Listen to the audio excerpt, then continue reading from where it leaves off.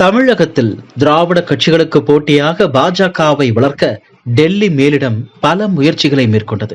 குறிப்பாக தமிழிசை, எல் முருகன் என பல தலைவர்களை நியமித்து திமுக அதிமுகவிற்கு டஃப் கொடுத்தது. இதையடுத்துதான் IPS அதிகாரியாக இருந்த அண்ணாமலையை நியமித்தது. அண்ணாமலையும் தீவிரமாக கட்சி வேலைகளை செய்ய தொடங்கினார். தமிழகம் முழுவதும் பாத யாத்திரை மேற்கொண்டார். ஆளும் கட்சிக்கு சவால் விடும் வகையில் பல பேட்டிகள், அறிக்கைகளை வெளியிட்டார். கூட்டணி பலத்தோடு வெற்றி பெறலாம் என சிந்திக்கும் தலைவர்களுக்கு மத்தியில் தனித்து போட்டியிட்டு பாஜகவை தமிழகத்தில் வளர்க்க நினைத்தார் அண்ணாமலை. பாஜக தேசிய மேலிடமும் அண்ணாமலை மீது அதிகப்படியான நம்பிக்கையை வைத்துள்ளது.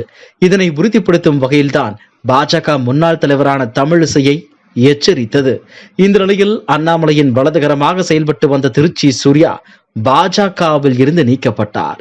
இதையடுத்து பாஜகவிற்கு எதிராக பலவித கருத்துகள் சமூக வலைதளத்தில் தெரிவித்து வருகிறார். இந்த நிலையில் அண்ணாமலைக்கு அரசியல் ஆர்வம் எப்படி வந்தது, அரசியலில் இணைய அண்ணாமலை எடுத்த திட்டம் என்ன என ஒரு யூடியூப் சேனலுக்கு பேட்டி கொடுத்துள்ளார். அதில் திருச்சி சூர்யா சிவா கூறும்போது, அண்ணாமலை IPS பயிற்சியின் போதே அரசியல் ஆசை ஏற்பட்டுள்ளது. அப்போது தன்னுடன் பணியாற்றியவர்களிடம் நான் சட்டத்துறை அமைச்சராக வருவேன், நீங்கள் எனக்கு சல்யூட் அடிப்பீர்கள் என தெரிவித்துள்ளதாக திருச்சி சூர்யா கூறுகிறார். அடுத்ததாக IPS பதவியில் இருக்கும்போது அண்ணாமலை தேமுதிக தலைவராக இருந்த விஜயகாந்தை அவரது வீட்டில் சென்று சந்தித்து பேசியதாகவும், அப்போது தான் தேமுதிகவில் இணைய விரும்புவதாக விஜயகாந்திடம் அண்ணாமலை கூறியதாக தெரிவித்துள்ளார். இதைத் தொடர்ந்து விஜயகாந்த் அண்ணாமலைக்கு 2 மணி நேரம் அட்வைஸ் செய்ததாகவும், நல்ல பதவியில் இருக்கீங்க, நல்ல இடத்தை அடைந்துள்ளீர்கள், இதன் மூலம் மக்களுக்கு சேவை செய்யுங்கள், நீங்கள் ஏற்கனவே அதிகாரத்தில் உள்ளீர்கள், கஷ்டம் என வருபவர்களுக்கு உதவி செய்யுங்கள், சட்டம் ஒழுங்கை சரியாக கவனியுங்கள் என கூறி வீட்டு வாசல் வரை வந்த விஜயகாந்த் அண்ணாமலையை காரில் ஏற்றி அனுப்பி வைத்ததாக தெரிவித்தார்.